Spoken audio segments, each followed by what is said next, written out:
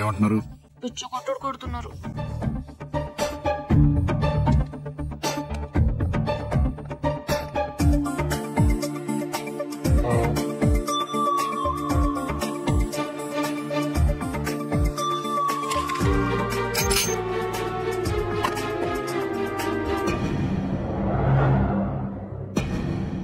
నేను డిపార్ట్మెంట్, అమ్మాయి మేజర్. ఏంటి ప్రాబ్లం?